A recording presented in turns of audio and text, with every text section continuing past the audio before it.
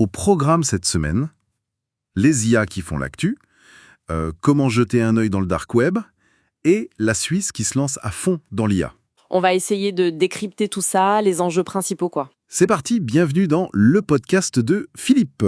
Alors, aujourd'hui, on explore deux univers numériques assez fascinants et complexes. D'un côté, on va parler des outils pour, disons, investiguer le dark web, comme Darkdump. Et de l'autre, on se tourne vers la Suisse. Ils sont très actifs sur l'intelligence artificielle avec une stratégie nationale et même un nouveau modèle d'IA open source. L'idée, c'est vraiment de saisir l'essentiel de tout ça. Oui, exactement. Il faut comprendre à la fois comment on peut naviguer ces espaces un peu cachés, mais de manière informée, et puis comment un pays comme la Suisse aborde l'avenir de l'IA. C'est un équilibre entre innover et réguler, en fait. Commençons par Darkdump, alors. Les sources disent que c'est un outil OSCent. Concrètement, c'est quoi exactement ? Alors, OSCent, oui, c'est renseignements en sources ouvertes. Darkdump, il est intéressant parce qu'il est assez spécifique. Il utilise un moteur de recherche amia.fi qui indexe les sites .onion.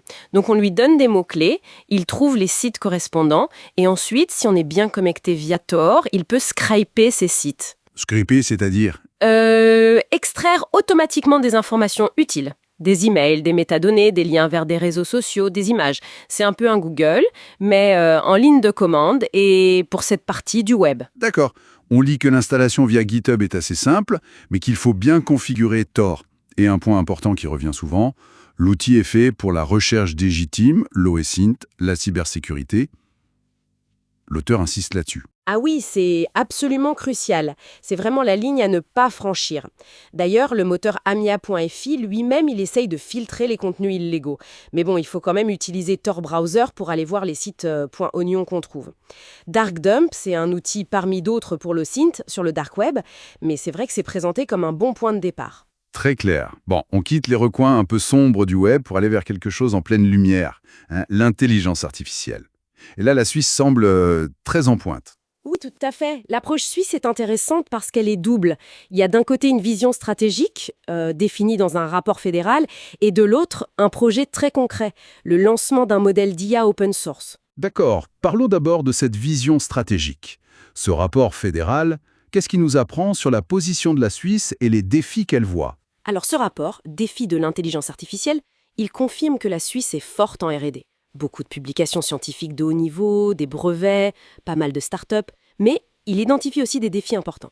Le problème de la boîte noire, comment l'IA prend ses décisions, les risques de biais, de discrimination, et puis l'accès aux données, la qualité des données, c'est crucial. Et ça touche plein de secteurs, j'imagine. Santé, finance ? Exactement, santé, finance, mobilité, administration.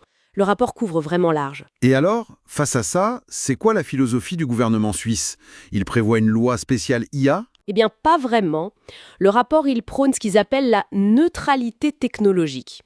L'idée, c'est pas de réguler l'IA en tant que technologie, mais plutôt d'adapter le droit existant quand les applications de l'IA posent problème. On se concentre sur les usages, les risques, surtout pour les droits fondamentaux, mais sans vouloir freiner l'innovation. C'est un équilibre. D'accord, une approche pragmatique. Et comment ça se concrétise alors ? Ce fameux modèle d'IA open source de la Swiss AI Initiative, qu'est-ce qu'il a de spécial ? Ah, il a plusieurs points forts. Déjà, il est massivement multilingue. On parle de plus de 1500 langues, c'est énorme. Ensuite, il est open source, donc transparent sur les données utilisées pour l'entraîner. Et il a été entraîné sur ALPS, le supercalculateur du CSCS, le Centre suisse de calcul scientifique. Ah oui. Et ce supercalculateur, il fonctionne à l'énergie verte. Son architecture ouverte permet aussi de l'adapter très finement, par exemple pour le domaine médical. Et on insiste beaucoup sur l'aspect souveraineté des données. Le modèle peut être installé localement, genre dans un hôpital. C'est ça le gros avantage. C'est un avantage majeur, oui. Contrairement à beaucoup de modèles commerciaux qui tournent sur des serveurs externes, celui-ci peut être déployé sur l'infrastructure même de l'institution. Donc les données sensibles, par exemple les données de patients, elles ne quittent jamais l'hôpital. Ça répond directement aux inquiétudes sur la confidentialité et le contrôle des données, des points aussi soulevés dans le rapport fédéral. C'est une combinaison de performance, de transparence et de respect de la vie privée. Donc, si on résume un peu, d'un côté, on a des outils comme Darkdump qui essaient de cartographier et d'extraire des infos du dark web, avec toutes les questions de responsabilité que ça pose. C'est ça. Et de l'autre, on voit la Suisse qui avance sur l'IA en voulant développer des outils puissants, mais aussi transparents, maîtrisables, et qui respectent des principes comme la souveraineté des données. Tout à fait. Et ce parallèle est assez fascinant, je trouve. On voit émerger en même temps des efforts pour mieux comprendre des zones numériques un peu opaques et des initiatives pour s'assurer que les nouvelles IA, elles ne deviennent pas des boîtes noires totalement hors contrôle. Ça soulève une question un peu plus large, en fait. Est-ce qu'on n'est pas en train d'assister à une sorte de prise de conscience, une volonté de reprendre un peu la main sur cette complexité numérique qui nous entoure pour mieux la comprendre et la maîtriser?